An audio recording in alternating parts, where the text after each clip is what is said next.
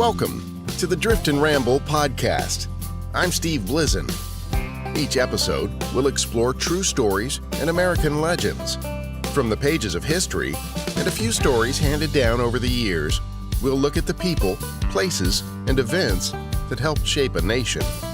Stories of survival, notable frontier men and women, explorers who struck it rich, and the outlaws that stole it from them.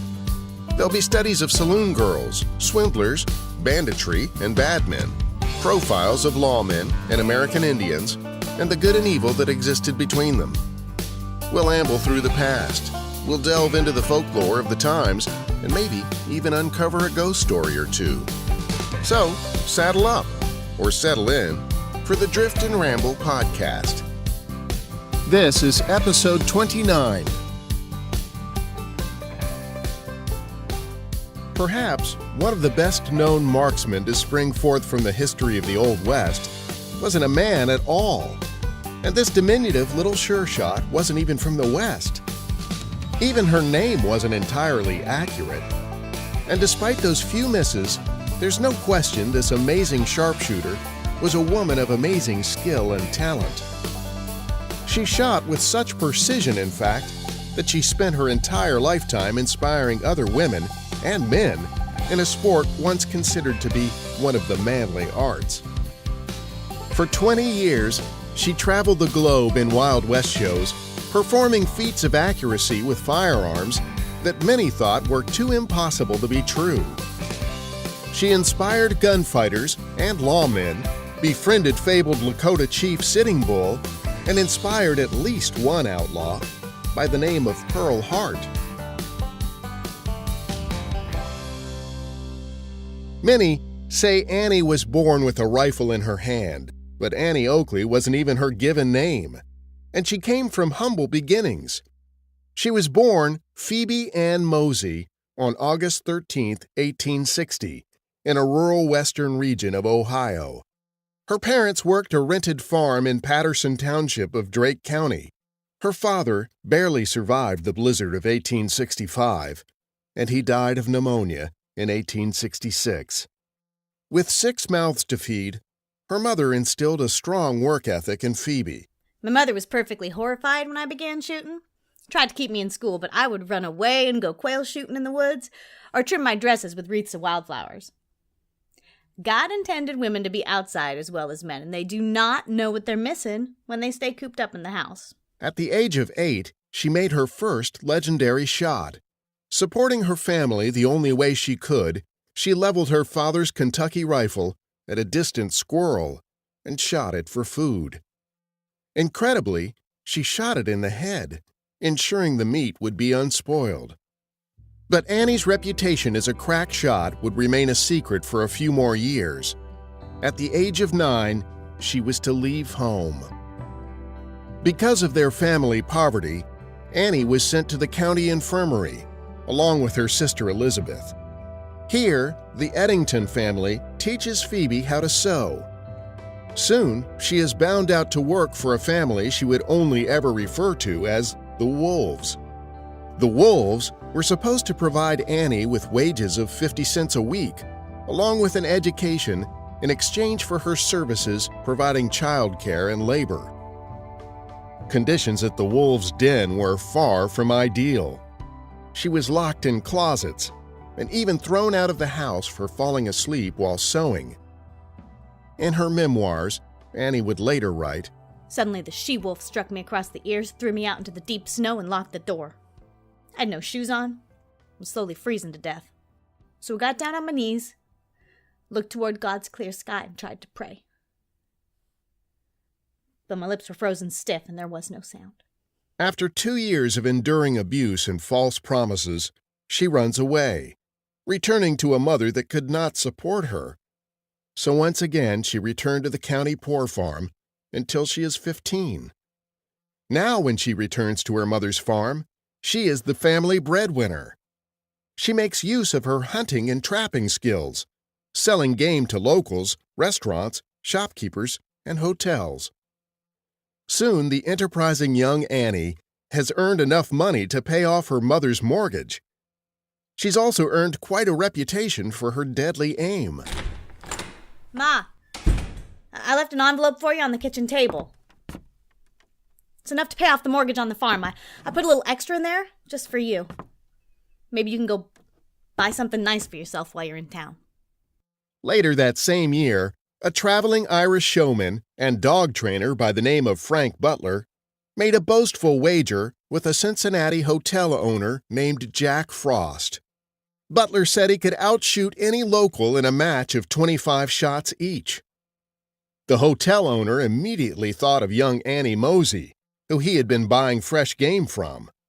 So the hotel operator eagerly wagered a $100 prize purse. The competition was set for Thanksgiving Day. Ladies and gentlemen, because today is Thanksgiving and because you've all come out here to see me trounce your best local sharpshooter, I give each of you my sincerest thanks in advance. Not so fast, mister. You ain't even fired a shot yet. You ever heard the saying, don't count your chickens before they hatch? I'm sorry, young lady. Have we been introduced? We're about to have a shooting competition here. You must stand over there with all the spectators. Mister, I'm about to introduce myself with the crack of this rifle. Now, if you don't mind, I'd like to get shooting. Lovely child. There must be some mistake. You can't possibly be my competition. You planning to shoot that rifle or just keep shooting off your mouth? Come on, Butler, shoot! You're not gonna let a little girl beat you, are you? Certainly not. Mr. Butler, you only got one shot left. I figure you owe me an apology. An apology? What for? It's time you apologize for thinking a girl can't do anything a man can do. Oh, you better believe I'm sorry. You just cost me $100. Say, how would you like to come see my show in Cincinnati? Frank Butler and Annie Oakley had met their matches, and Annie did go to see Frank perform in Cincinnati. During his act, Frank, who was a dog trainer, would place an apple on top of his poodle's head. Frank would shoot the apple, a la William Tell, from atop the head of his dog, and the dog would fetch the apple, returning it to Frank. But when Annie Mosey attended the show, Frank's dog proved to be just as smitten with her as Frank was, and the dog took the apple to Annie instead. It wasn't long before Annie and Frank were courting. Though the couple did get married, confusion exists about the dates. One theory about the reason for the discrepancy was that Frank may have still been married to someone else when the two sharpshooters first set their sights on each other. Frank Butler's regular shooting partner took ill in May of 1882, and Annie filled in for him, wowing the crowds with her uncanny shooting prowess. And it was here that she first adapted the stage name Annie Oakley, her last name taken from the name of the neighborhood in Cincinnati where she and Frank Butler had settled down. On stage, she became Annie Oakley, but off stage, she was Mrs. Frank Butler. Annie, Frank, and their dog, George, toured the country for the next few years, giving shooting demonstrations, while faithful George took center stage with that apple on his head. Ladies and gentlemen, I know a few of you have heard the story of William Tell. My dog here, George, loves that story. He's asked me to reenact it for you.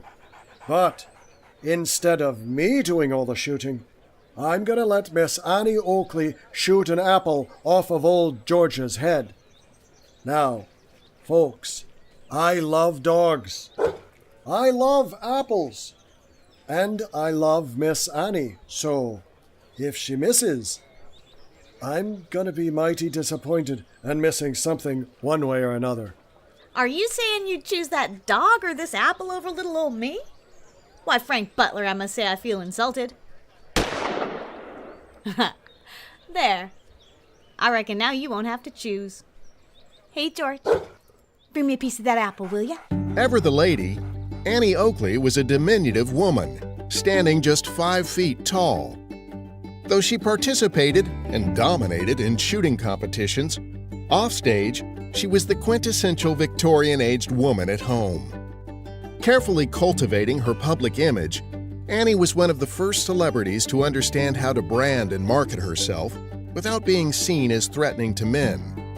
Dressing conservatively in her handmade Western-style attire and engaging in embroidery and other more modest and socially acceptable activities. She may have bested men in the once manly art of gunplay, but she was feminine at heart and never acted unladylike in any way. She even came out against the suffrage movement when she could have been the poster child for it. But by her clever design, she found it more advantageous to appear neutral on the topic, keeping friends on both sides of the issue. One day, Annie and Frank were performing in St. Paul, Minnesota, when one of Annie's adoring fans made an unusual request. He sent $65 backstage, along with the request to be photographed together with Annie. The request was unusual, and Annie thought it was overly generous. She obliged the man, however, but refused to take the cash. That man was none other than Lakota Chief Sitting Bull, who had annihilated General Armstrong Custer at the Battle of Little Bighorn. He had been so impressed with Annie's shooting abilities, he felt she had supernatural powers. Oakley and Sitting Bull became fast friends, and the chief even adopted the sharpshooter as his daughter. He also gave her the nickname Watanya Cecilia, which means Little Sure Shot, a name she would continue to use from that point forward. You are small but mighty, full of courage and wisdom beyond your years. Little Sure Shot, you are blessed with magic. I would like to adopt you into my family. I will keep you in my heart, like this photograph of us, together, forever. Aw, shucks, Chief. You sure do know how to make a girl blush. But Annie was a shrewd businesswoman and self-promoter. She contacted a trade publication and ran an advertisement to promote her meeting with this legendary Native American figure. Yeah, just get that to print as quick as you can, and please make sure they get my name right. It's Annie Oakley. Got that? Sitting Bull was still a political prisoner at the time and stationed at Fort Yates. He had been in town for other business when the two met, and they remained friends. Though Sitting Bull would eventually join the Wild West show troupe, show business just wasn't in his blood. He left the show after just 4 years of performing. In 1884, Frank and Phoebe Butler, Annie Oakley, joined the Sells Brothers Circus and performed as champion rifle shots. But the couple only stayed with the circus for 1 season. After striking out on their own for a short period, the couple eventually asked Buffalo Bill Cody for a job in his Wild West show. But Cody refused to hire the couple because he already had a sharpshooter named Captain Bogardus. But after losing his guns in a steamship accident, Bogardus quit the show.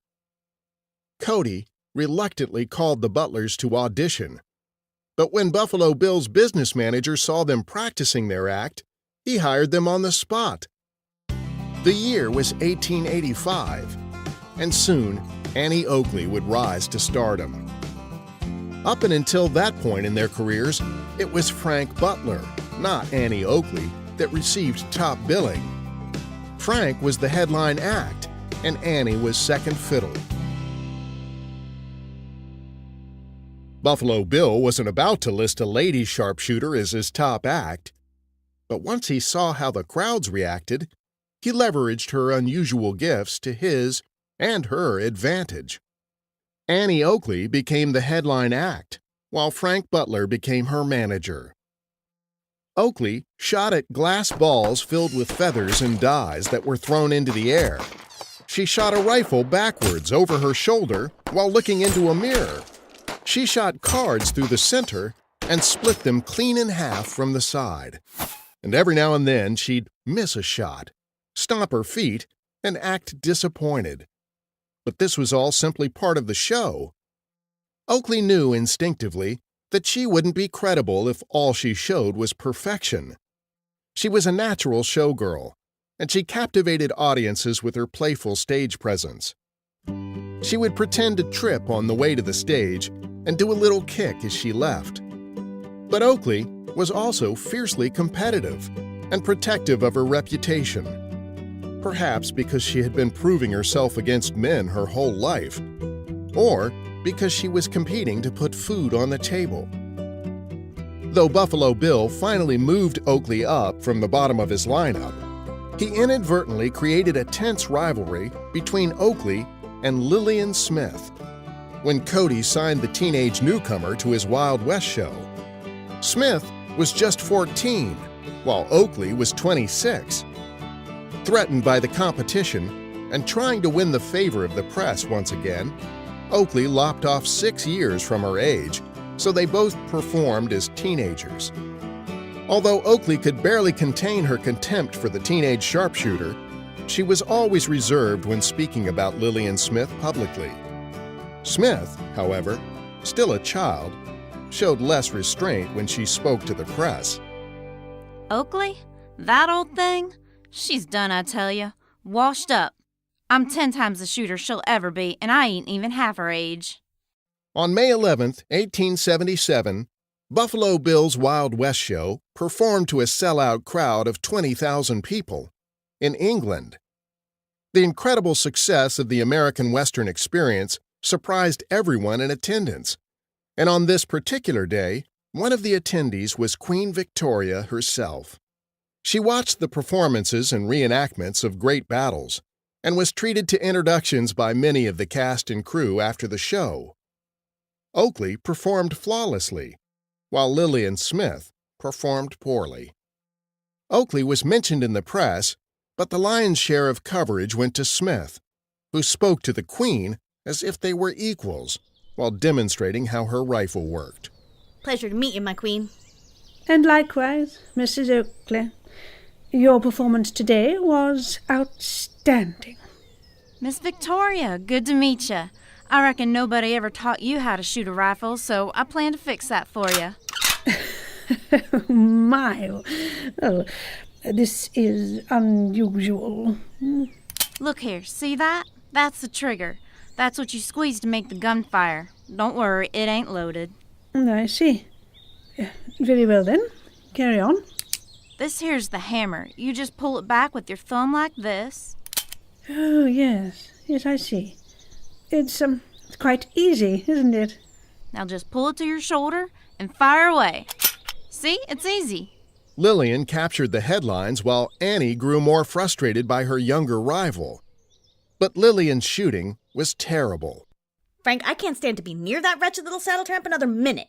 As soon as we get home, I'm gonna quit this show. She flirts with every man that throws her a glance, and she shoots like she don't even care anymore. I can't stand it, Frank. Either she goes or I do. Well, Annie, as your manager, I can't abide you just up and quit like that. But, as your husband, I reckon I'll never hear the end of it if you don't. I'm sure we can make a decent living on our own. Thank you for understanding, Frank. I'm sure we'll be okay, too. Annie quit the Wild West show as soon as they got back on American soil, and she and Frank started working on their own. The two had mild success as a standalone act and toured the country performing. Eventually, Annie would star in a play titled Deadwood Dick, but the play and the theater company did not fare well. But if Annie was a crack shot, she was just as shrewd as a businesswoman, and she remained in touch with Buffalo Bill. About the time that Annie and Frank made their triumphant return to Buffalo Bill's Wild West show in 1889, Lillian Smith quietly departed. Annie was about to become an international star, and some believe she could have single-handedly prevented both World War I and World War II. While touring overseas, she stayed in Paris for 6 months. Then the troupe traveled through parts of France, Spain, Italy, Austria, Hungary, and ended up in Germany. While performing in Berlin, she had won the admiration of Friedrich Wilhelm II, or Kaiser Wilhelm, the last German emperor and king of Prussia. Kaiser Wilhelm was a frequent audience member during the Wild West show's European tour. A staple of Annie's sharpshooting act was to shoot the ashes off a lit cigar dangling from the mouth of a volunteer. And since no one in their right mind would volunteer for this particular act, Annie's husband Frank usually performed with Annie. Then, one night, near the end of their tour, Annie called for volunteers, and something unusual happened. Ladies and gentlemen, by now you've all seen me shoot and you know I usually hit what I'm aiming for, so for my next act, I'm now going to shoot the ashes off a lit cigar. Now I'm going to take the shot at 50 paces and the cigar is going to be right over there by that chair. Thing is, I need somebody to sit in it, because that cigar is going to be between the lips of some lucky audience member. Can I get any volunteers? Achtung! I shall volunteer. I will demonstrate how brave and strong we German people are. Shocked by this unexpected display by one of the most powerful men in Europe, Oakley had little choice but to continue with her act. Nervously, she tried to pretend things were fine.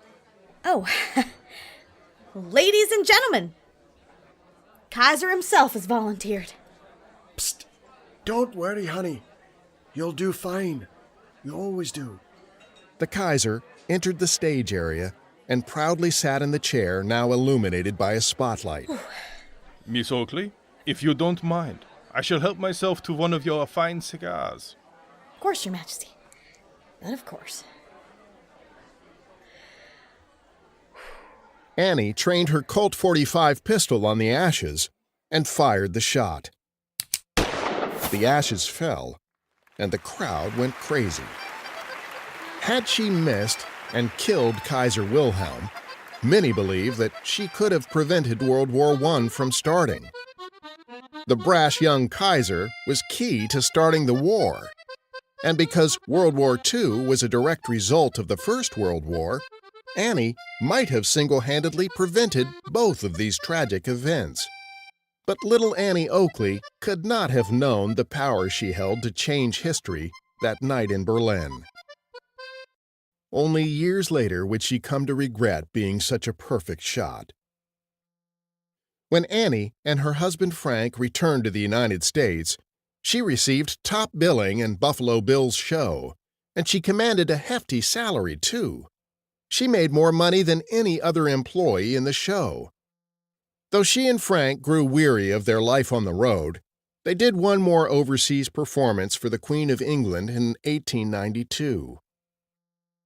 Women found her irresistible. Her intense skill, shrewd business acumen, natural charm, and dignified character made her an iconic figure in American media. As her fame grew, however, Annie and Frank longed for a permanent home. The couple bought a house in Nutley, New Jersey, and stayed there whenever they could. Then, in 1894, another New Jersey resident had a brilliant idea. His name was Thomas Edison, and he wanted to film the Wild West show in action, including its biggest star. Mr. Cody, I want to film your troupe performing. I would especially like Mrs. Oakley to be a part of this filming. I invite you all to my studios here in New Jersey. Why, Mr. Edison, I would be happy to oblige. I'm confident Miss Oakley would make herself available. I have 15 Indians at the ready, and of course, I would be available for such an endeavor. These films will be made into Nickelodeons and will allow people from all over the continent to be able to see Mrs. Oakley perform. Many of these Nickelodeon movies still exist, and you can find them on YouTube depicting a feminine form with a large rifle, shooting at targets and coins that her husband Frank threw into the air. Buffalo Bill's Wild West show continued to tour successfully for many years with Annie as the headlining act. Things had been going very well for the little lady with deadly aim. Buffalo Bill had become a very wealthy man, and his female sharpshooter was well compensated. But on a moonlit autumn night, as the show traveled by train from North Carolina to Danville, Virginia, tragedy struck, nearly ending the Butlers' careers. On October 29, 1901, when the troupe was traveling to their final performance of the season, a simple human error nearly caused the show to fold. To move all the people, animals, and supplies from one town to another, 2 trains were required to haul all their gear. As the first train rumbled down the tracks, a telegram arrived instructing the switchman to let the show train pass. What he missed were the details that there were 2 trains traveling on the line. The first train, which carried Buffalo Bill, sailed past the switchman, Frank Lynch, who then pulled the switch before the next show train arrived. Now, looking down the tracks through the moonlit sky, Lynch saw the approaching headlight of a 3rd train, and he knew there would be no time to avoid a collision. Brakes squealed, sparks flashed, and the sound of iron and steel colliding filled the cool night air.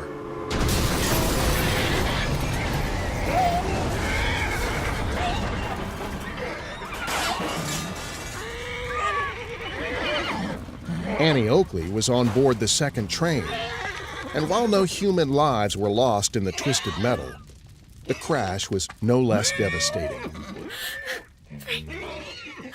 Frank! Frank! Annie? I can't move, Frank. I can't move my legs. Your hair, it's turned as white as driven snow. Here, let me help you up. Frank. Ow! Ow! Oh, Frank. I can't. My legs won't. It hurts, Frank. It hurts. The scene was nothing but heaps of twisted metal, wood, and carnage. The wooden cars carrying horses, people, and supplies exploded into pieces. Exotic animals ran free.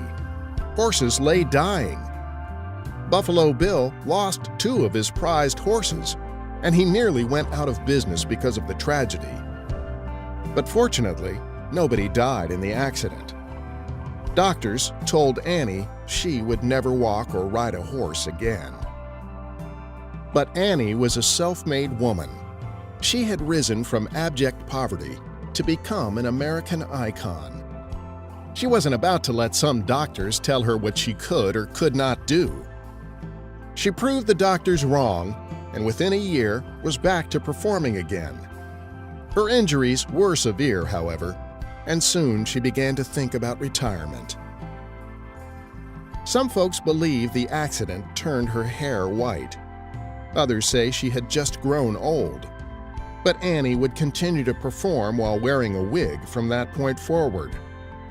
Eventually, she joined a different Wild West show called The Young Buffalo Show. Meanwhile, her husband Frank signed a contract with the Union Metallic Cartridge Company, which enabled the couple to continue to tour and shoot as representatives of the UMC company.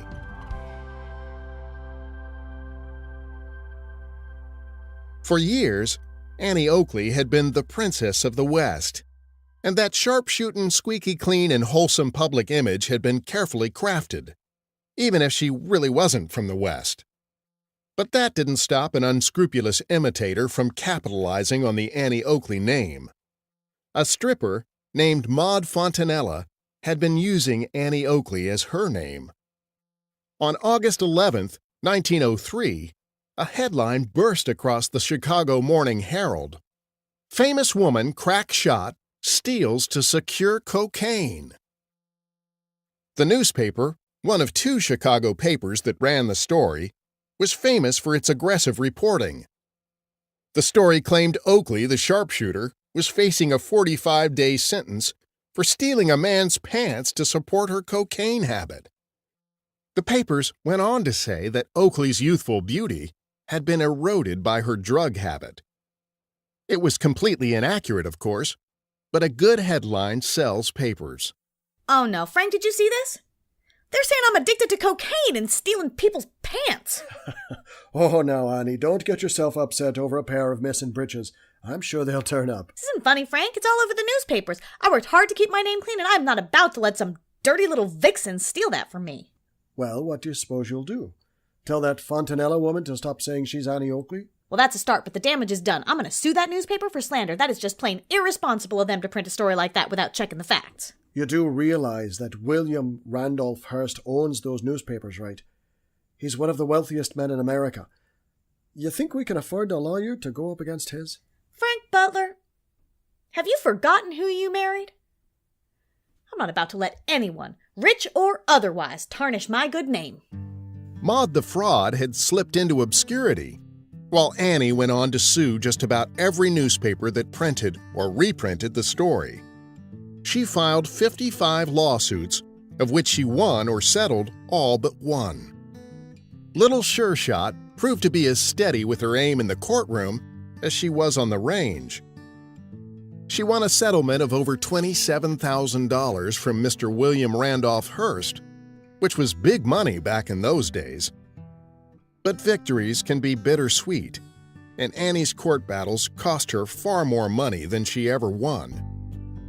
To her, it was all about the protection of her carefully crafted public reputation. By 1913, the couple was ready to retire and settle down in Cambridge, Maryland. Here, the couple got a new dog, who they named Dave, after their friend and comedian Dave Montgomery.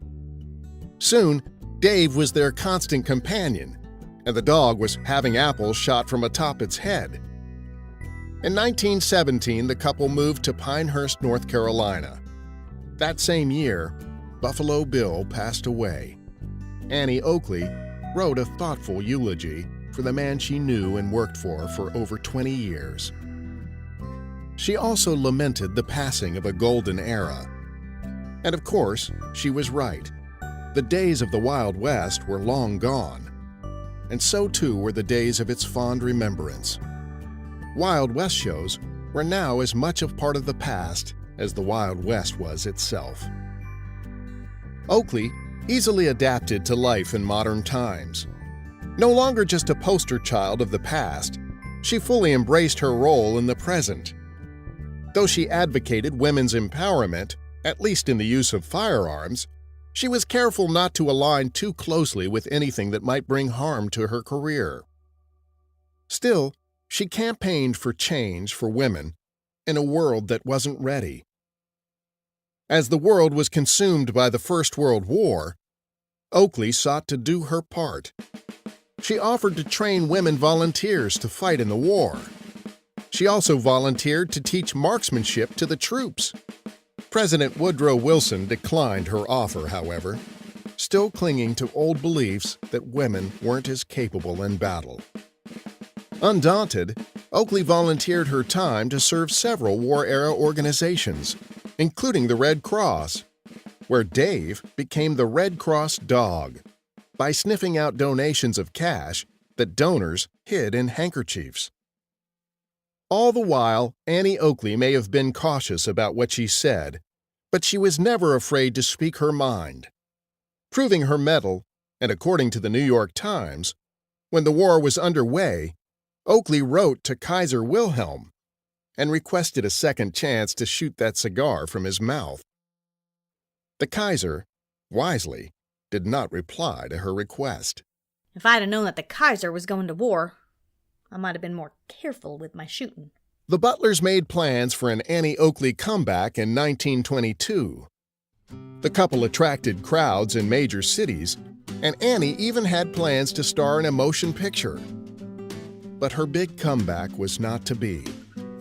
Later that year, she and Frank were involved in a terrible car crash. This time, it took over a year for Annie to recover. Though she was back to performing again by 1924, it was only for a brief period before her health declined. The Butlers moved to Ohio to be closer to family and occasionally participated in local shooting matches. On November 3, 1926, Annie Oakley passed away. After nearly 50 years of marriage, her husband and partner, manager, and sometime target died just weeks later, on November 21st. Both had died of natural causes. Aim at the high mark, and you'll hit it. No, not the first time, not the second time, and maybe not the third.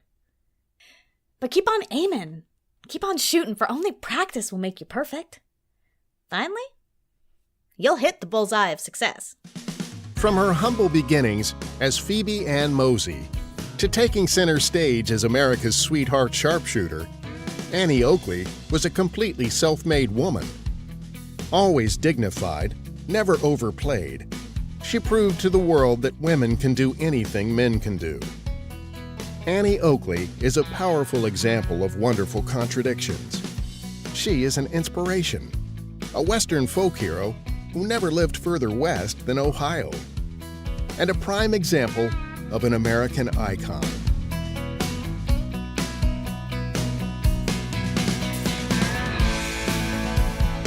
Many resources were utilized in researching this episode. Although every effort has been made to provide facts, some discrepancies may arise. I'd like to acknowledge the following resources: The New York Times, Buffalo Bill Wild West Show, OurState.com, Smithsonian Magazine, SmithsonianMag.com, CenterOfTheWest.org, Biography.com, History.net, TheVintageNews.com, PublicDomainReview.org. Thanks to all our listeners. Thanks to all who participated in making this episode. And a huge thank you to all of you new Patreon supporters. Our unscripted episode brought in 3 new supporters. I'd like to personally thank Emily Winfield for becoming a posse member.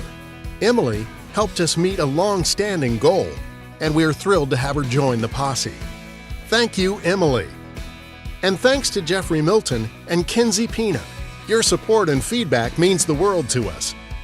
Based on the response to our unscripted show, we may do this again in the future. And if you have a comment, feedback, or advice, please contact us directly at driftandramble@gmail.com. That's driftandramble@gmail.com. Our Patreon page is where you'll find cast lists, show notes, and exclusive content. And you'll find it at patreon.com/driftandramble. That's patreon.com/driftandramble. And speaking of cast lists, today's episode included the lovely and talented Rhiannon McAfee as Annie Oakley. Greg McAfee played the role of Annie's husband, Frank Butler. Sarah Golding played Queen Victoria. Danielle Reese played Lillian Smith. Austin Beach played the heckling townsfolk and Thomas Edison. Drew Prophet played Chief Sitting Bull. Mike Jansen played Kaiser Wilhelm. And Jeremy Hennessy as Buffalo Bill. You may recognize some of these other voice actors from other popular shows like Winnebago Warrior, The Legend of John Waynaby, by Audioblivious Productions, and Rhiannon and Greg McAfee from Fatecrafters' Rex Riveter Private Eye. You know, Fatecrafters Network is a group of independent audio drama creators, and among the shows are a number of outstanding talents. Sci-fi and space fans will love shows like Spines and the absolutely outstanding sci-fi anthology, Theater of Tomorrow. But starting tomorrow is a brand new Fatecrafters show called A Girl in Space. A Girl in Space is written by the very talented Sarah Werner, who you may already know from her popular Right Now podcast. We can't wait to hear how Sarah brings her incredible writing skills into play in A Girl in Space. Abandoned on a dying ship in the farthest reaches of known space, a young scientist fights for survival and patience with the onboard AI. Who is she? No one knows. But a lot of dangerous entities really want to find out. Listen bi-weekly as the story unfolds for science, guns, trust, antimatter, truth, beauty, inner turmoil, and delicious cheeses. It's all here in space. And also at girlinspacepodcast.com. Check out all the fine Fatecrafters shows at fatecrafters.net. And be sure to keep your eyes and ears peeled for news of other shows coming soon to a podcatcher near you.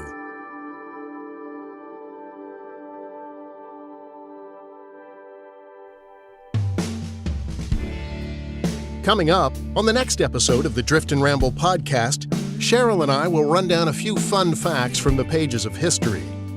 We'll talk about saloons, six guns, and even throw in a ghost story or two in this fun-filled episode on the Old West. Until we meet again, I'm Steve Blizen. See you on the next edition of the Drift and Ramble podcast. The Drift and Ramble podcast is a Clear Voice Media production, hosted and produced by Steve Blizen, with segment research and voice acting by Cheryl Blizen. Additional contributions and content have been made possible by support from individuals dedicated to the art and science of storytelling and exploring the still fertile promise of the American West.